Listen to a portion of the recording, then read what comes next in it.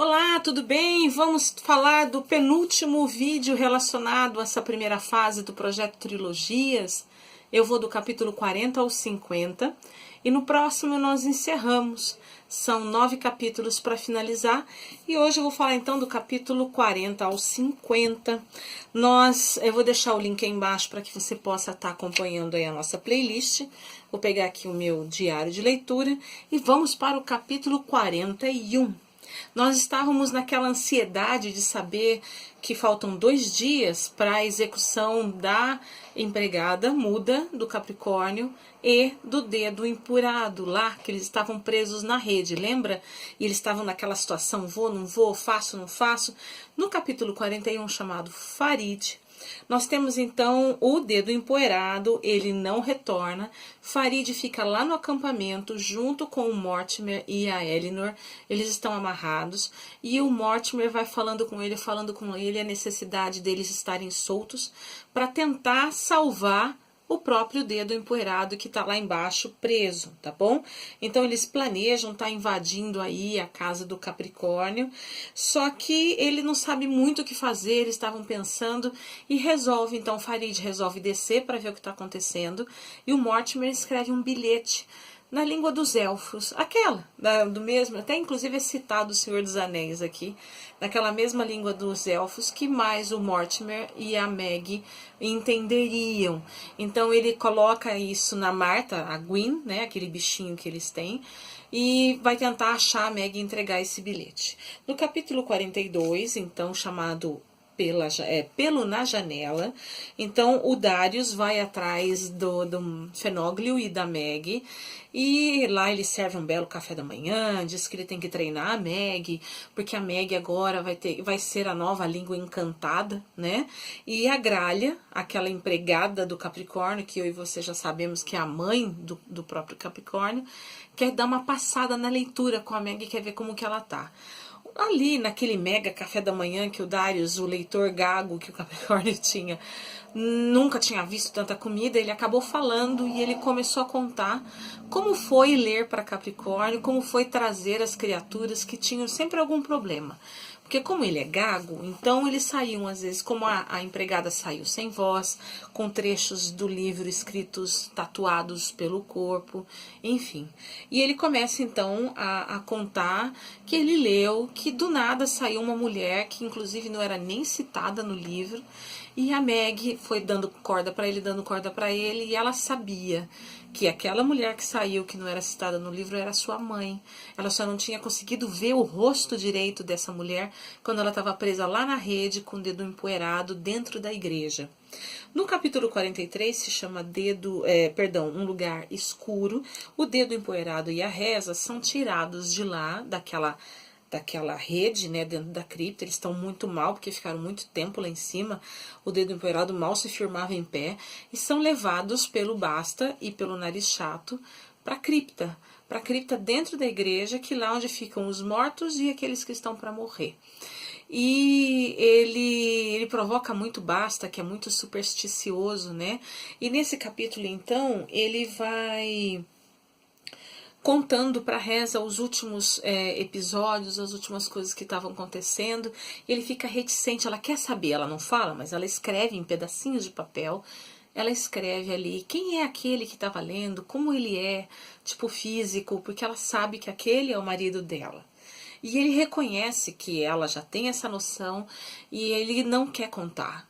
Porque, na realidade, o Mo tirou ele de dentro do livro como se tirasse a vida dele. E ali, naquela situação, como é que ele ia fazer? Ele queria tirar alguma coisa do Mo também. No capítulo 45, algumas mentiras para Basta. Fenoglio, então, tem a ideia de concretizar uma conversa que teve com o Mortimer uma vez, que não foi revelada ainda o que era, e ele precisava enganar o Basta, ele tinha que ter papel e lápis. Na ideia dele, então nós vamos ver ali a história ser reescrita pelo Fenoglio, só que para ele conseguir isso, ele criou ali num pedacinho de papel, o que seria uma maldição para ele jogar em cima da Gralha, que é essa mãe do Capricórnio, em troca de papel, lápis e a devolução aí dessa possibilidade, né? Ele queria, porque queria reescrever essa história. O Basta, então, entrega para ele e ele começa a escrever. Ele fala, olha, ele divide essa maldição em tantas partes que o Basta fica tão confuso que demora para voltar, que é o tempo, então, que o Fenóglio tem, o autor do livro, de reescrever essa história.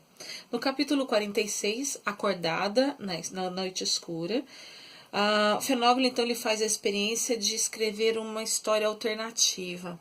A Meg, ela já descobriu que ela tem esse dom. Ela leu, ela trouxe esse ninho, e nessa nova leitura de treino que ela faz, ela consegue trazer aí o soldadinho de chumbo. Então, ele escreve uma nova história, acorda a Meg e fala, leia, leia.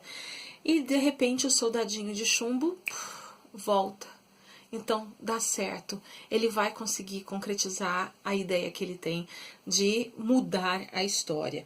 No capítulo 47, chamado Sozinha, Elinor tá lá, parada no seu acampamento, acorda assustada com tiros. Ela sabe que o Farid e o Mortimer desceram para tentar trazer a Meg de volta e tentar mudar aquela situação, porque eles têm pouco tempo.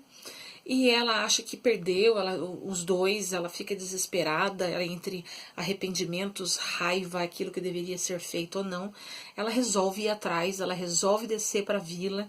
Aí ela vê uma confusão, ela se esconde, alguém tapa a sua boca e ela vê que é o Mortimer, e ela não sabe se ela tá feliz ou se ela bate nele até doer, porque ela ficou ali sozinha e de repente achou que tinha perdido todos e consegue ter o seu querido Mortimer, né, o seu sobrinho de volta. E eles voltam então para o acampamento para tentar ajudar o Farid, que levou uma bala de raspão na cabeça, tá bom?